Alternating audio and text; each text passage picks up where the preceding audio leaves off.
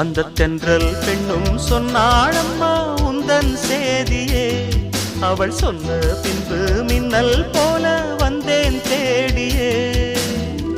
என்னை நீ தொட்டவுடன் என்னவோ பொன்னுதையா, முற்றுகை இட்டவுடன் சிற்றிடை தின்னுதையா.